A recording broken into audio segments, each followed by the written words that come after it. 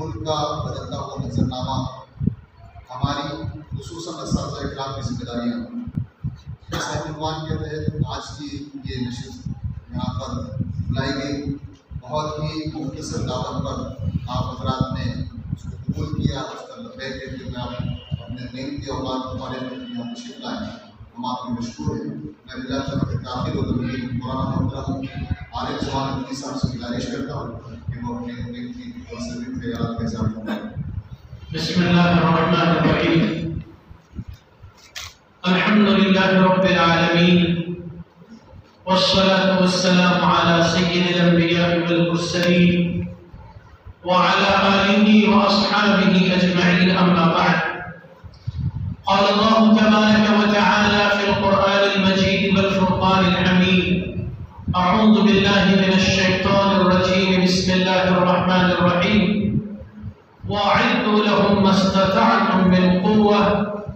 وَمِن رِّبَاطِ الْخَيْلِ تُرْهِبُونَ بِهِ عَدُوَّ اللَّهِ وَعَدُوَّكُمْ إِلَى آخِرِ الْآيَةِ۔ صدق اللہ العظیم۔ وقال رسول اللہ صلی اللہ علیہ وسلم: إِنَّمَا بُعِثْتُ مُعَلِّمًا، أو كما قال علیہ الصلاة والسلام۔ قابل صد احترام حضرات، اساتذہ کرام اور علماء اعزام، جالنہ کی سرزمین پر آج یہ مختصر سی مجلس اہل علم اور اصحاب فضل و کمال کی منعقد کی گئی ہے۔ خوشی ہوئی جان کر کہ اس مجلس میں اہل علم اور اہل فضل تشریف لانے والے ہیں۔ ماشاءاللہ آپ کا شمار ان لوگوں میں ہے جنہیں کریم آف دا سوسائٹی کہا جاتا ہے، اور کریم آف دا سوسائٹی وہ ہوتے ہیں کہ جن کو عام پبلک فالو کرتی ہے، عام لوگوں کی نگاہیں ان کی طرف اٹھتی ہیں کہ یہ کیا کر رہے ہیں اور کسی خاص مسئلے میں ان کا کیا موقف ہے، یہ کیا روش اختیار کر رہے ہیں۔ ان کو دیکھ کر عوام الناس اپنا راستہ متعین کرتی ہے، عوام الناس اپنا موقف طے کرتی ہے۔ اگر اصحاب کمال اور اصحاب علم و فضل یہ وقت کے چیلنج کو سمجھ کر ایک ٹھوس موقف اختیار کر لیں اور وقت کے تقاضے کے مطابق چیلنجز کو قبول کرتے ہوئے ایک راہ متعین کر کے اس پر چل پڑے تو ان کو فالو کرنے والے بھی ان کے پیچھے چل پڑتے ہیں، اور پھر یہ اصحاب فضل و کمال جب اپنی منزل کو پہنچتے ہیں تو ان کے پیچھے عوام الناس کی ایک بہت بڑی تعداد ہوتی ہے،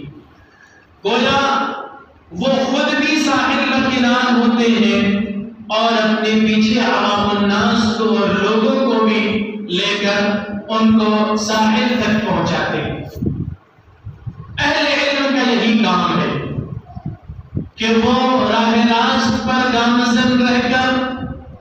عوام الناس کی رہنمائی کا فریضہ انجام دے۔ اسکولوں اور کالجز میں پڑھانے والے ہمارے اساتذہ کرام اور معلمین یقیناً قابل قدر ہیں، قابل احترام ہیں۔ ایک بہت بڑی ٹریجڈی اور بہت بڑا المیہ یہ ہے کہ ہمارے معاشرے کے اندر علم کو دو حصوں میں تقسیم کر دیا گیا،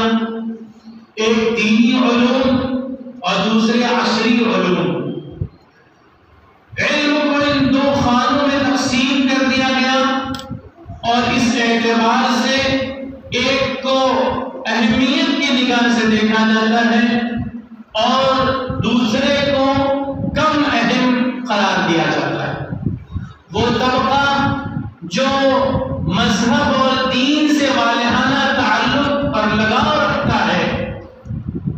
اس کے ذہن میں یہ بات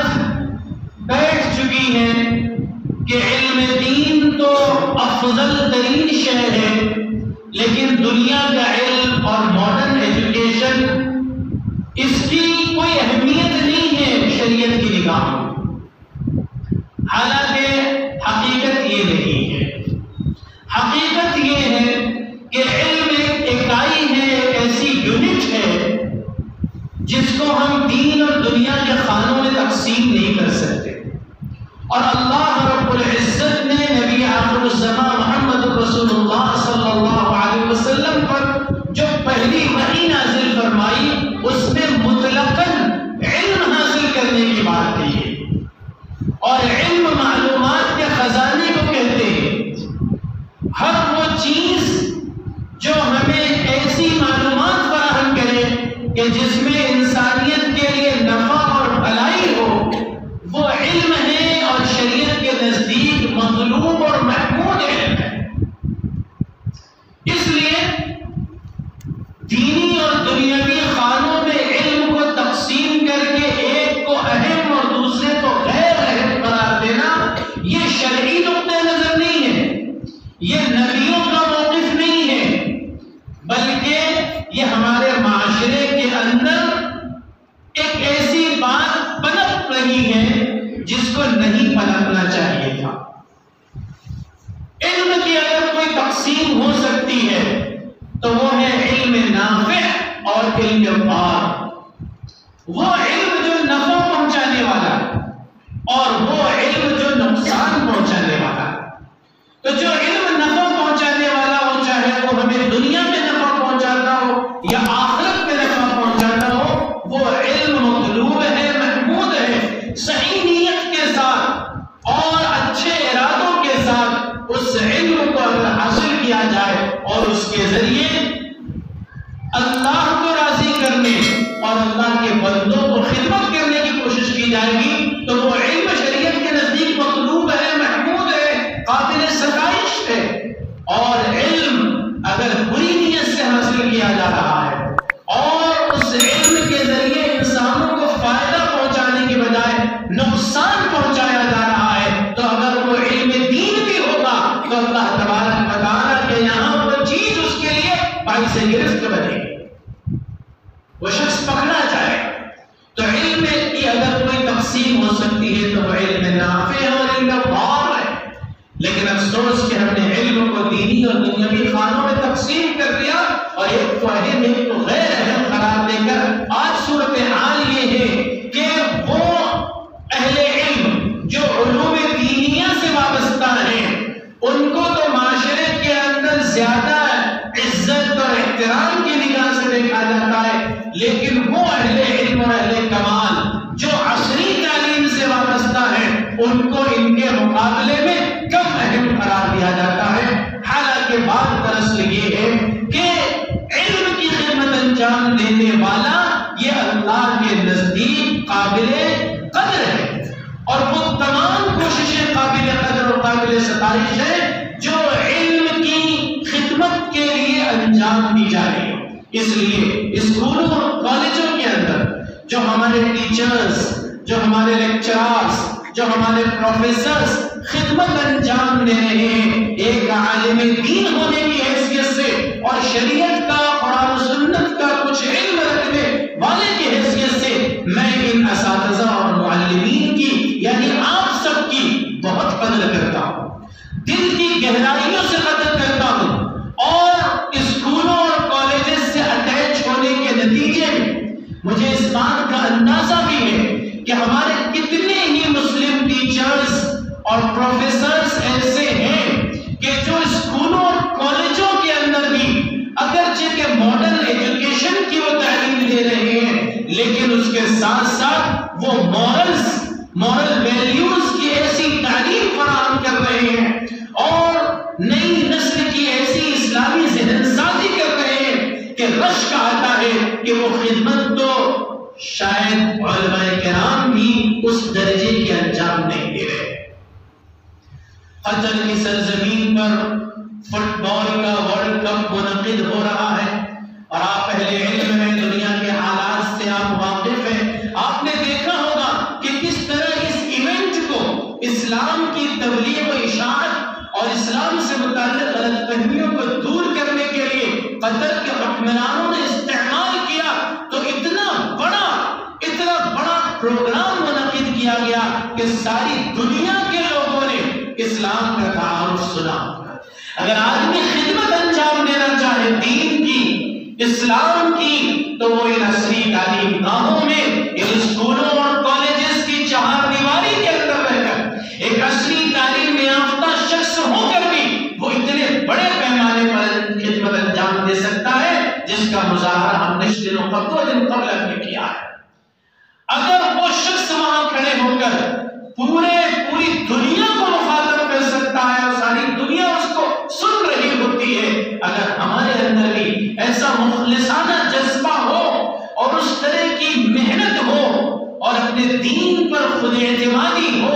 تو کوئی بعید نہیں ہے کہ اللہ تبارک و تعالی ہمیں بھی ایسے مواقع عطا فرمائے۔ اس اعتماد سے اسکولوں اور کالجز کے اندر پڑھانے والے ان ٹیچروں اور معلموں اور پروفیسرز کی ہم قدر بھی کرتے ہیں، اور خاص طور سے موجودہ زمانے میں ہم ان کی بہت زیادہ ضرورت محسوس کرتے ہیں۔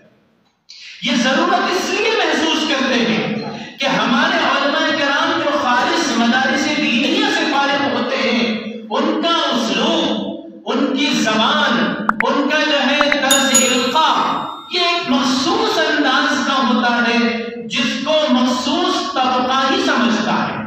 اور بطور خاص وہ طبقہ جو مذہبی طبقہ ہوتا ہے اور جس کو مذہب اسلام سے لگاؤ ہوتا ہے، وہ تو ان کی باتوں کو اچھی طرح سمجھ لیتا ہے، ان کی باتوں میں دلچسپی رکھتا ہے۔ لیکن دنیا بھر کے لوگ، مختلف مذاہب کے لوگ اور انٹلیکچوئلز اور ہائیلی ایجوکیٹڈ لوگ اور دیگر مذاہب کے اندر اچھی گہری سٹڈی رکھنے والے لوگ، یہ عام طور پر ہمارے ان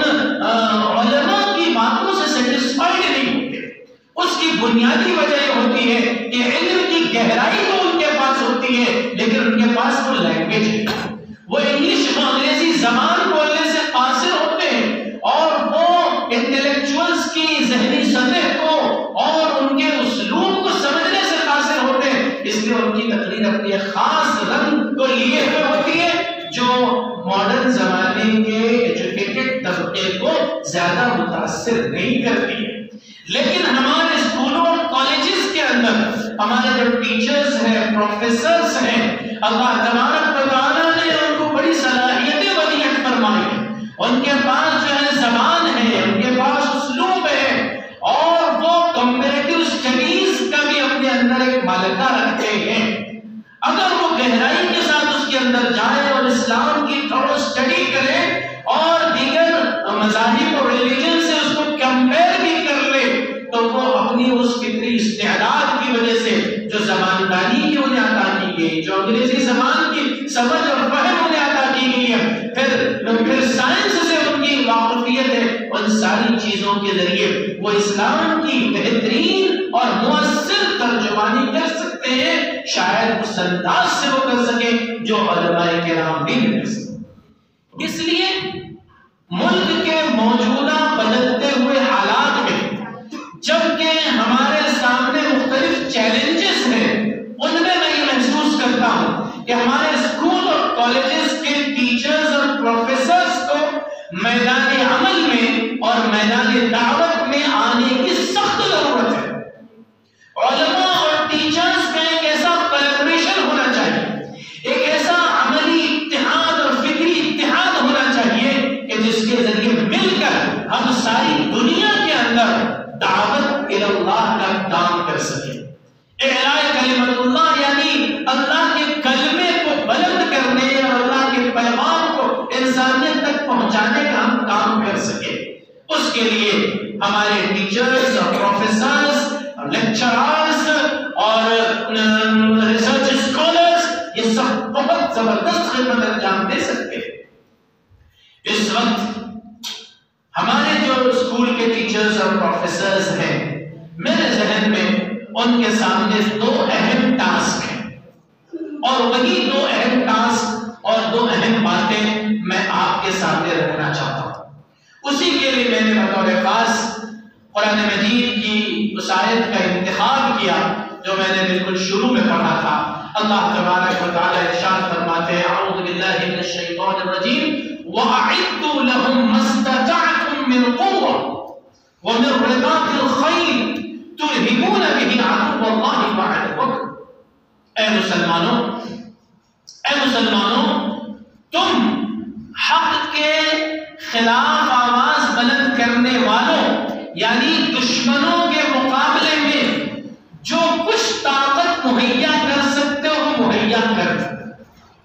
اور اپنے گھوڑوں کو تیار رکھو اور اس کے ذریعے اللہ کے دشمنوں کو اور اپنے دشمنوں اور ان لوگوں پر جن کو تم جانتے بھی نہیں ہو کہ وہ تمہارے دشمن ہیں ان پر تم اپنی دھاک جمائے. یہ اللہ تبارک و تعالیٰ کا ایک حکم ہے اور بہت خاص حکم ہے, بڑی اہمیت کا حامل حکم ہے. اس میں اللہ تبارک و تعالیٰ نے مسلمانوں کو ایک بڑی ذمہ داری سونپی ہے کہ تم طاقت اور قوت جتنی اکٹھا کر سکتے ہو دشمنان اسلام کے خلاف اتنی طاقت اور قوت اکٹھا کر کے رکھو. اور اس کی ایک مثال دی وَمِن رِّبَاطِ الْخَيْلِ کے گھوڑوں کو بھی تیار رکھو. اس زمانے کے اندر جہاد فی سبیل اللہ اور اعلاء کلمت اللہ کے لیے جو ایک بڑی طاقت ہوتی تھی وہ گھوڑوں کے لشکر کی شکل میں ہوا کرتی تھی. تو ایک مثال بھی دے دی گئی, لیکن یہ کہا کہ مَسْتَطَعْتُم مِّن قُوَّةٍ طاقت اور قوت کی جو بھی شکل ہو اس کو تم مہیا کر کے اکٹھا کر کے رکھو. استعمال کرنا ہے نہیں کرنا ہے تو وہ وقت بتلائے گا, وہ حالات بتلائیں گے کہ تمہیں کب اس طاقت کو اور کہاں استعمال کرنا ہے, لیکن مہیا کر کے رکھنا ہے, اکٹھا کر کے رکھنا ہے. اس کا فائدہ یہ ہوگا کہ تُرْهِبُونَ بِهِ عَدُوَّ اللَّهِ وَعَدُوَّكُمْ. اس کے ذریعے تم اللہ کے اور اپنے دشمنوں پر تم دھاک قائم کر کے رکھو.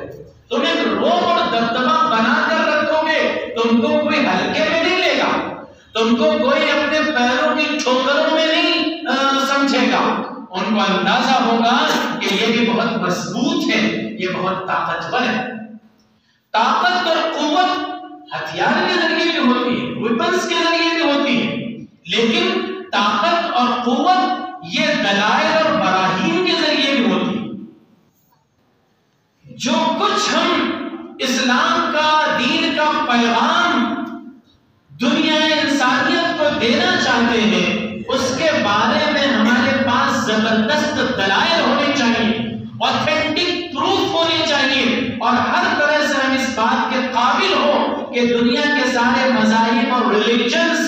کا کمپیریشن کر کے اسلام کی بالادستی کو, اسلام کی سپیریئرٹی کو, قرآن مجید کی سپیریئرٹی کو ہم ثابت کرنے کی پوزیشن میں ہوں.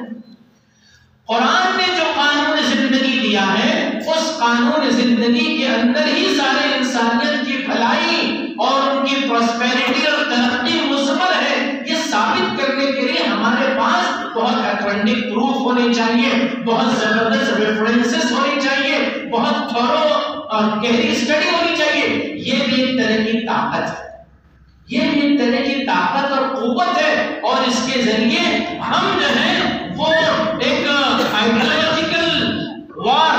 لڑ سکتے ہیں, ایک نظریاتی جنگ ہم لڑ سکتے ہیں. آج کی دنیا کے اندر یہی نظریاتی جنگ ہے, آئیڈیالوجی کی جنگ ہے. اب وہ زمانہ نہیں ہے کہ آمنے سامنے لڑائی ہوگی اور میدان کارزار برپا ہوگا اور اس میں ایک جو ہے لشکر دوسرے لشکر پر حملہ کرے گا. اب یہ صورتحال دنیا سے ختم ہو چکی ہے. اس وقت دنیا کے اندر جو ہے وہ نظریاتی جنگ جاری ہے, اور ساری دنیا کے اندر ویسٹرن آئیڈیالوجی, ویسٹرن کلچر یہ پوری دنیا کو اپنی لپیٹ میں لینے کے لیے ایک عرصے سے محنت کر رہا ہے, اور بڑی حد تک کہ وہ کامیاب ہو گیا ہے, جس کے نتیجے میں آج صورتحال یہ ہے کہ بڑے بڑے اسلامی اور عرب ممالک بھی وہ مغربی نظریات اور مغربی تہذیب کے سیلاب میں بہ چکے ہیں. ان کو آج دین اسلام پر وہ اعتماد اور کانفیڈنس نہیں ہے جو بحیثیت مسلمان ہونا چاہیے تھا. وہ یہ سمجھتے ہیں کہ everything that comes from west it is better. جو چیز مغرب کی طرف سے آ رہی ہے وہی ہمارے لیے بہتر ہے.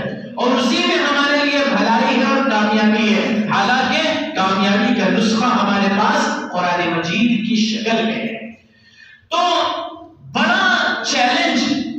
اسکولوں اور کالجز کے ٹیچرز کے سامنے دو ہیں، اور یہ دو ٹاسک اگر وہ سمجھ لیتے ہیں تو بڑا کام کر سکیں گے۔ ایک چیز تو یہ ہے کہ ہم ایسی طاقت اور قوت فراہم کریں اور اکٹھا کریں کہ جس کے ذریعے ہم اسلام کی بالادستی کو،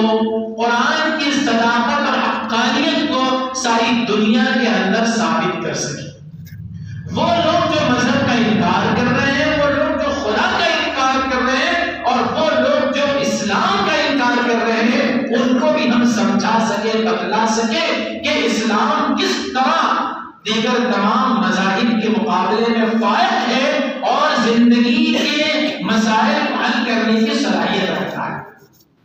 تو پوری انسانیت، پوری دنیا ہمارے لیے دعوت کا ایک میدان ہے، اور دعوت کو اس میدان کے لیے ہمیں اپنے آپ کو تیار کرنا ہے۔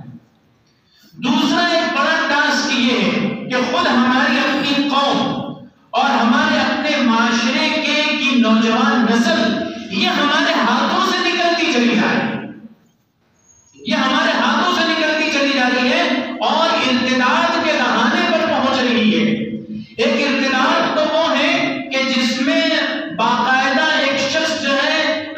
مذہب اسلام کو ترک کر کے دوسرے کسی مذہب کو اختیار کر لیتا ہے۔ ایسے واقعات اب بڑھتے چلے جا رہے ہیں، اور آپ یقیناً اس سے واقف ہوں گے کہ کتنی بڑی تعداد میں ہماری مسلمان بچیاں اور ایک بڑی تعداد میں ہمارے مسلمان نوجوان بھی یہ دین اسلام کو چھوڑ کر دیگر مذاہب کو اختیار کر رہے ہیں اور علی الاعلان اس کا اظہار کر رہے ہیں۔ یہ سب ہم دیکھ رہے ہیں،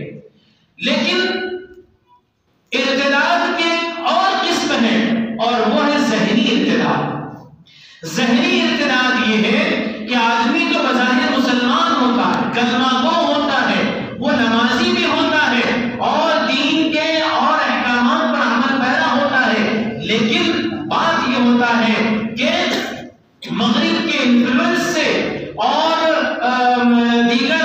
ازمز اور دیگر نظریات کا زیادہ مطالعہ کر لینے، اور آج کے زمانے میں جو ہے میڈیا جو ذہن سازی کا کام کر رہا ہے، میڈیا کی ذہن سازی کی وجہ سے وہ شریعہ لا اور اسلامی قوانین سے متعلق سیٹسفائیڈ نہیں ہوتا، وہ اسلامی قانون شریعت سے متعلق مطمئن نہیں ہوتا کہ اب یہ قوانین بھی دنیا کا ساتھ دے سکیں گے۔ دیگر مذاہب کے ماننے والے یا خدا کا اور مذہب اسلام کا انکار کرنے والے انٹلیکچوئلز کی طرح وہ یہ سمجھنے لگتا ہے کہ معاذ اللہ اسلام کے بہت سارے قوانین آؤٹ آف ڈیٹڈ ہو چکے ہیں، یہ بالکل آؤٹ آف ڈیٹ ہو چکے ہیں اور اب وہ 21 سینچری کا ساتھ نہیں دے سکتے۔ یہ ذہنی ارتداد ہے۔ لا تبدیل لکلمت اللہ، اللہ کے حکم احکامات میں کوئی تبدیلی نہیں ہونے والی ہے۔ اليوم اکملت لکم دینکم، اللہ فرماتے ہیں کہ آج ہم نے تمہارے لیے تمہارے دین کو مکمل کر دیا ہے۔ دین ہر اعتبار سے کامل ہے، مکمل ہے، اور اللہ کے احکامات میں کوئی تبدیلی نہیں آنے والی ہے، اور قیامت تک کا ساتھ دینے والا اگر کوئی مذہب ہو سکتا ہے، کوئی مذہبی قانون ہو سکتا ہے تو وہ دین اسلام ہے۔ لیکن بات یہ ہے کہ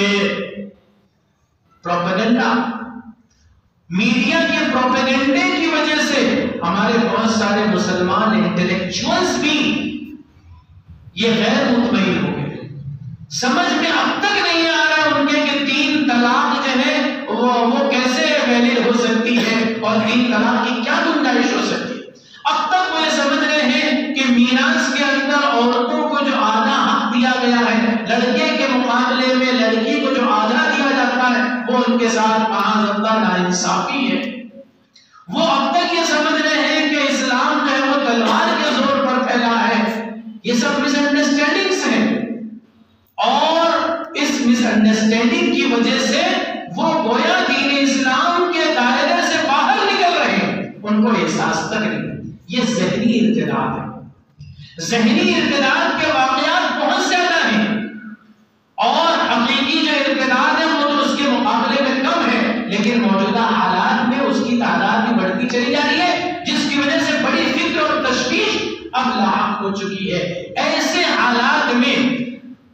بہت مؤثر اور نتیجہ خیز کام اگر کوئی کر سکتا ہے تو وہ ہمارے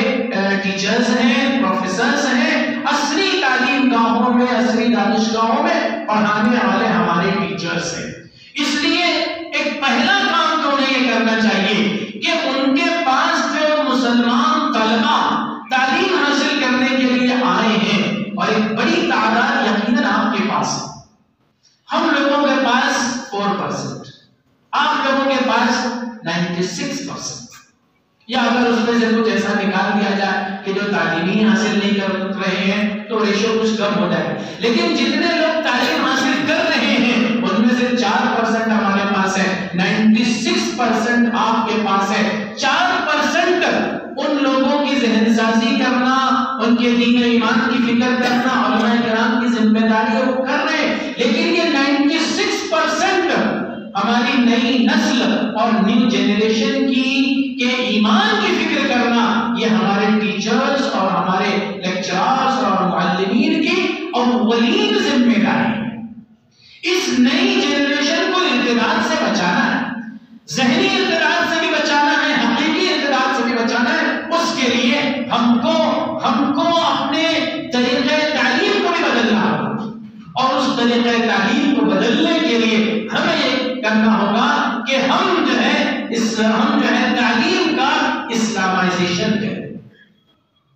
تعلیم کا اسلامائزیشن کریں. ہم حکومتی سطح پر تو نہیں کر سکتے، لیکن ہم اپنی انفرادی سطح پر جہاں ہمیں اس کے مواقع حاصل ہو وہاں ہم عصری تعلیم کا بھی اسلامائزیشن کر سکتے ہیں. اور عصری تعلیم کا اسلامائزیشن یہ ہے کہ ہم عصری تعلیم بھی اس طرح فراہم کریں کہ طلباء کا ایمان اور عقیدہ مضبوط ہو رہا ہو، ایمان اور عقیدہ مضبوط ہو رہا ہو، اور اس کے لیے اللہ کی کتاب یعنی قرآن مجید ہماری زبردست رہنمائی کر سکتی ہے، ہماری زبردست رہنمائی کر سکتی ہے. قرآن مجید یہ سائنس کی کتاب نہیں ہے، قرآن مجید یہ بایولوجی اور کیمسٹری اور جغرافی کی کتاب نہیں ہے، لیکن آپ یقین کیجئے قرآن مجید کے اندر ایسے سائنسی حقائق بیان کیے گئے ہیں، ایسی چیزوں کو آشکارا کیا گیا ہے کہ اگر ہمارے ٹیچرز اور ہمارے پروفیسرز سائنس کی اور جغرافی کی تعلیم میں، تدریس میں اگر قرآن مجید سے سہارا لیں اور اس تعلیم کو فراہم کرتے ہوئے بچوں کی اسلامی ذہن سازی کریں اور ہر چیز میں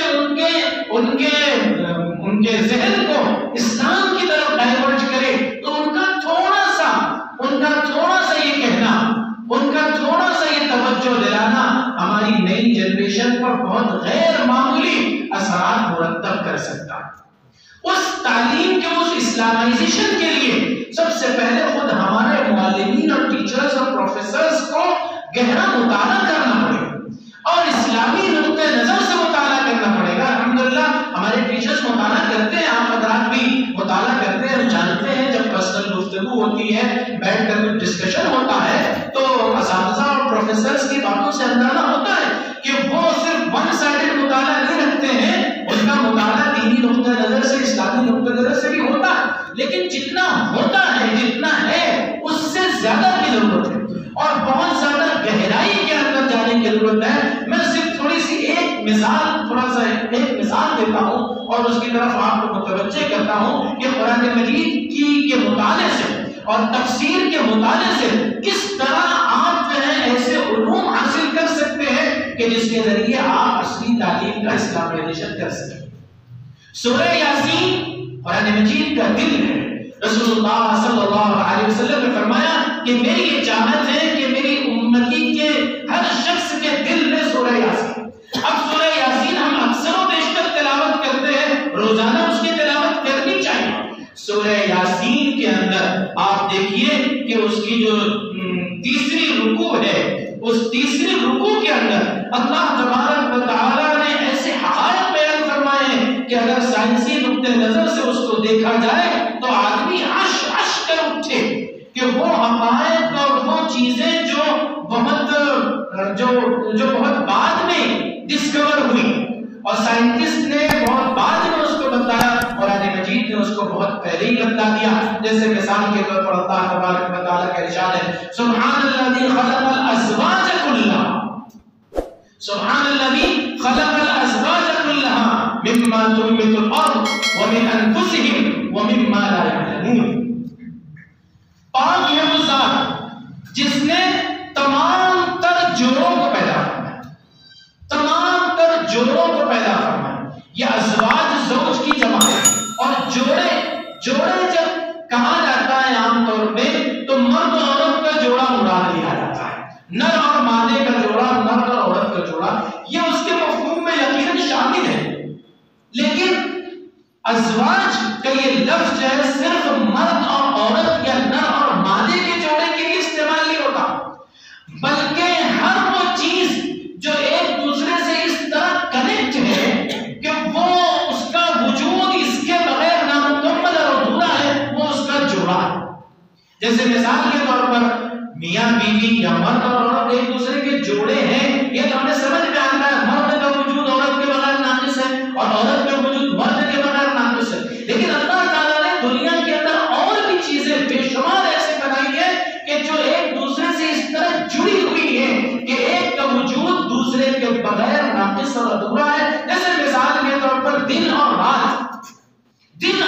ایک دوسرے سے پیوست ہیں، جڑے ہوئے ہیں. اگر رات نہیں ہوگی تو دن کا جو ہے خاطر خواہ تصور سامنے نہیں آئے گا، اور دن اگر نہیں ہوگا تو رات کا ہم صحیح ادراک نہیں کر سکیں گے. دن اور رات ایک دوسرے سے جڑے ہوئے ہیں، زمین و آسمان ایک دوسرے سے جڑے ہوئے ہیں، ایسی بے شمار چیزوں میں جوڑے. لیکن نر اور مادہ یہ بنیادی طور پر ایک جوڑا ہے. اللہ تبارک و تعالیٰ نے ساتھ میں فرمایا کہ اللہ کی ذات ہے وہ ذات جس نے تمام تر جوڑے بنائے مما تنبت الارض، اس میں سے بھی جو زمین اگاتی ہے، یعنی زمین جو چیزیں اگاتی ہے اس میں بھی ہم نے جوڑے بنائے ہیں. اب قدیم مفسرین اس کی تشریح الگ انداز سے کیا کرتے تھے، وہ اس انداز سے کیا کرتے تھے کہ زمین سے جو پھل نکلتے ہیں اس میں جو ہے وہ میٹھے بھی ہوتے ہیں، کھٹے بھی ہوتے ہیں، چھوٹے بھی ہوتے ہیں، بڑے بھی ہوتے ہیں، تو یہ سب اس کے جوڑے ہوئے. لیکن جدید سائنسی نقطہ نظر سے اس کی بہترین تفسیر یہ ہے کہ نباتات کے اندر بھی نر و مادہ کے جوڑے ہوتے ہیں، اور جس طرح جانوروں میں یا انسانوں میں ریپروڈکشن سسٹم ہے، اور جس طرح سے جو ہے نر اور مادہ کا اختلاط ہوتا ہے اور اس کے نتیجے میں جب بچے کی پیدائش ہوتی ہے، پورا یہی سسٹم نباتات کے اندر بھی ہے. اور نباتات میں بھی نر اور مادہ ہوتے ہیں، کبھی نر اور مادہ الگ الگ ہوتے ہیں، اور کبھی ایک ہی پیڑ کے اندر ایک حصہ اس کا نر ہوتا ہے، ایک حصہ اس کا مادہ ہوتا ہے، اور دونوں کے درمیان اختلاط ہوتا ہے، اور اس کے نتیجے میں جو ہے پھل پیدا ہوتے ہیں پیڑ پودوں کے اندر. تو مما تنبت الارض، اس میں سے بھی جو زمین اگاتی ہے، یعنی ہم نے جوڑے پیدا کیے اس میں سے بھی جو زمین اگاتی ہے، تو زمین سے جتنے نباتات اگتے ہیں اس کے اندر بھی نر و مادہ کے جوڑے. وَمِنْ أَنفُسِهِمْ، اور خود تمہارے اندر، تو انسانوں کے اندر نر و مادہ کے جوڑے بالکل واضح شرح ہے. وَمِمَّا لَا تَعْلَمُونَ، اور اس میں بھی جوڑے ہیں کہ جن کو تم نہیں جانتے ہو. یعنی ایسی قرآن جس وقت نازل ہو رہا ہے اس وقت قرآن یہ اعلان کر رہا ہے کہ نباتات میں بھی جوڑے ہیں اور ایسی چیزوں میں بھی جوڑے ہیں جن کو نہیں تم جانتے. اب جن کو ہم جانتے نہیں ہیں، بعد میں سائنسی تحقیقات کے نتیجے میں وہ سارے حقائق آشکار ہوئے، اور سائنسی تحقیقات نے بتلایا کہ ہر چیز کے اندر، چاہے وہ جمادات ہی کیوں نہ ہو، چاہے وہ بے جان چیز ہی کیوں نہ ہو، اس کا سب سے مہین اور باریک حصہ ایٹم ہوتا ہے، اور ایٹم کے اندر بھی الیکٹران اور پروٹون کے جوڑے ہوتے ہیں. الیکٹران اور پروٹون کے جوڑے ہوتے ہیں. یہ جو برقی رو، یہ جو بجلی کا کرنٹ دوڑ رہا ہوتا ہے، اس بجلی کے کرنٹ کے اندر بھی پازیٹیو اور نیگیٹو کا جوڑا ہوتا ہے. یہ بھی ایک طرح کا جوڑا ہے جس کو اللہ نے پیدا فرمایا، تم نہیں جانتے ہو، اور اس کے نتیجے میں نہ جانے کتنا آگے آدمی ڈیپ اسٹڈی کر کے یہ بتا سکتا ہے کہ دیکھو دیکھو قرآن مجید نے ایک کیسی زبردست حقیقت بیان فرمائی. آدمی صرف انسان اور حیوانوں کے نر و مادے کے جوڑے تک کہ اس کی سوچ محدود تھی، لیکن اس سائنسی تحقیقات نے جب دروازہ کھولا تو قرآن مجید کی اس آیت کے حقائق سامنے. والشمس تجری لمستقر لہا کے کہا گیا کہ سورج ایک مستقر کی طرف تیزی کے ساتھ چلا جا رہا ہے. ایک عرصے تک یہ سمجھا جاتا تھا کہ sun is static and earth is revolving around the sun. تو earth is revolving around the sun یہ تو بالکل اپنی جگہ ہے، لیکن sun is static اب یہ تھیوری غلط ثابت ہو چکی ہے. سورج بھی بہت تیزی کے ساتھ گیلیکسی میں دوڑ رہا ہے اور پورے سولار سسٹم کو اپنے ساتھ لیے چلا جا رہا ہے، لیکن کہاں جا رہا ہے؟ ایک ان نون ڈیسٹینیشن کی طرف جا رہا ہے، ہم نہیں جانتے ہیں. لیکن قرآن کہہ رہا ہے والشمس تجری لمستقر لہا، سورج اپنے ایک مستقر یعنی جائے قرار، ایک ٹھہرنے کی جگہ جو اس کی الٹیمیٹ ڈیسٹینیشن ہے، ہمارے لیے وہ ان نون ہے، لیکن اللہ تبارک و تعالیٰ کے لیے وہ ان نون نہیں ہے. اللہ کو معلوم ہے ایک منزل تک اس کو جانا ہے اور وہاں پہنچ کر پھر اس دنیا کا خاتمہ ہونا ہے، قیامت آنی ہے. تو قرآن نے اس حقیقت کو بیان کیا، سائنس نے اس کو پروف کیا. ایسے بہت ساری چیزوں کی اگر ہم گہری اسٹڈی کریں گے، اور یہ خاص طور سے ہمارے ٹیچرز کا جو ہے یہ فن ہے، ان کا یہ میدان، ان کا یہ سبجیکٹ ہے، اور وہ بہت اچھے سے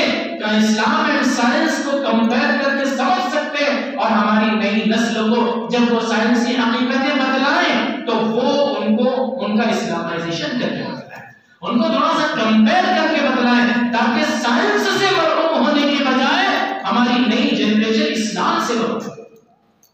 قرآن سے محروم ہو. یہ کام ہمارے ٹیچرز کر سکتے ہیں اگر وہ اس کا اچھا اور تھورو اسٹڈی کر لیں، اور اس کے لیے قرآن مجید کی تفسیر کا مطالعہ ان کے لیے زبردست مفید اور معاون ثابت ہوگا. تو آپ کو میں آپ کی خدمت میں گزارش کرتا ہوں کہ اس وقت ملک کے بدلتے ہوئے منظرنامے میں اساتذہ کرام کی ایک بڑی ذمہ داری یہ ہے کہ قوم کے جو 96% طلبہ ان کے پاس ہے، ہماری جو پوری نئی جنریشن ان کے آغوش تربیت میں پہنچ چکی ہے، ان کے اسلامی ذہن سازی پر پہنچ چکے،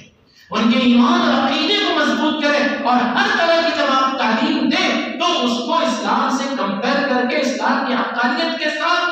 اس کو سمجھائیں. آپ جو ہے تاریخ پڑھاتے ہو، اگر آپ ہسٹری پڑھاتے ہو تو آپ تاریخ کی شخصیات کو جب بیان کریں تو ان شخصیات کے جو اوصاف ہیں ان اوصاف کو پھر نبی اکرم صلی اللہ علیہ وسلم کے اوصاف سے بھی زیادہ کمپیئر کر کے بتا دیں، صحابہ کرام کے اوصاف سے کمپیئر کر کے بتا دیں. اگر آپ جو ہے وہ پولیٹکس پڑھا رہے ہو، اگر آپ سیاسیات پڑھا رہے ہو تو آپ اسلامی سیاسیات کا بھی اسٹڈی کر لیجئے اور پھر بتلائیے کہ جو ہے دنیا کو حقیقی عدل اور انصاف جو ہے وہ کن کے ذریعے ملا، کن حکمرانوں کے ذریعے ملا، خلفائے راشدین کے ذریعے ملا. آپ جو ہے وہ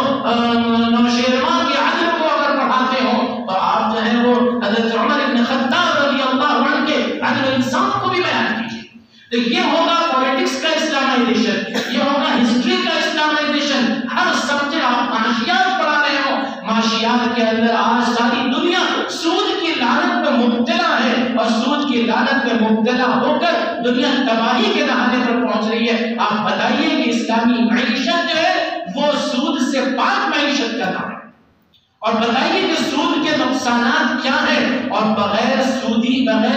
کے بھی جو ہے وہ معاشی نظام قائم ہو سکتا ہے. آپ اس کی وضاحت کیجیے. اور آپ کو اس بارے میں اسٹڈی ہو، آپ جانتے بھی ہوں گے کہ ہمارے ملک کے جو پریویس پرائم منسٹر تھے مسٹر منموہن سنگھ، جو بہت بڑے اکنومسٹ تھے، انہوں نے اپنے زمانے حکومت کے اندر اسلامی بینکنگ کی اس ملک کے اندر فروغ دینے کے لیے باقاعدہ انہوں نے اپنا کنسنٹ جاری کر دیا تھا.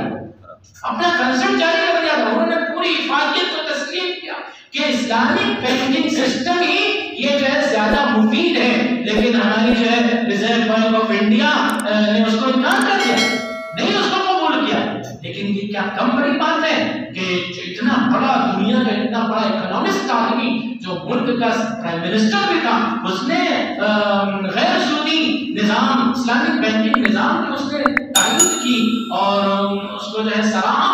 یہ ہماری اگر اسٹڈی ہو تو ہم اپنی نئی نسلوں کو بہت کچھ بتا سکتے ہیں۔ دوسری بات یہ ہے کہ برادران وطن کی جو بڑی تعداد ہے جن سے کب تک طے ہے وہ جو برادران وطن کی ایک بڑی تعداد ہے ان سے آپ لوگوں کا زیادہ انٹریکشن ہوگا۔ ہم علماء کا انٹریکشن ان سے کم ہوتا ہے، لیکن آپ لوگوں کو مختلف میدان میں ان سے انٹریکشن زیادہ ہوتا ہے، اور آپ کے سامنے بہت سارے اسلام سے متعلق اعتراضات اور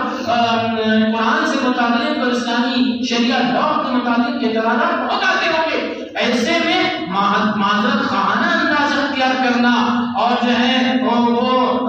اپنے آپ اپنے دامن کو بچانا اور بھاگنا ڈبیٹ سے، یہ ہماری شاعر شان ہے۔ جہاں بیٹھ کر اگر بات ہونے لگے، ڈسکشن ہونے لگے اور ہمارے غیر مسلم بھائی جو ہے اعتراض کرنے لگے، تین طلاق پر اعتراض کرنے لگے، ایک سے زیادہ شادیوں پر اعتراض کرنے لگے، ہمارے ٹیچرز اور پروفیسرز کو آگے بڑھ کر اس پوزیشن میں ہونا چاہیے کہ وہ جواب دے سکیں۔ اس کے لیے بھی بڑی اسٹڈی کی ضرورت ہے۔ اسلام پر ہونے والے اعتراضات کے جوابات زبردست انداز سے دیے گئے۔ میں صرف آپ کو میں بتلا دوں، حضرت مولانا خالد سیف اللہ رحمانی صاحب کی سرپرستی میں ایک ذخیر کتاب ابھی تیار ہے، اسلام پر اعتراضات کے جوابات۔ جتنے ہمارے اعتراضات آج کل چل رہے ہیں پوری دنیا کے اندر اسلام اور مسلمانوں سے متعلق، ان سب کا بہت جو ہے بہترین جواب دیا گیا ہے، علمی جواب دیا گیا ہے، ریفرنسز کے ساتھ جواب دیا گیا ہے۔ اگر ہمارا تعلیم یافتہ طبقہ اس کا مطالعہ کرتا ہے اور گہرا مطالعہ کرتا ہے اور اپنے آپ کو تیار کرتا ہے کہ نہیں، جہاں کہیں اسلام پر حملہ ہوگا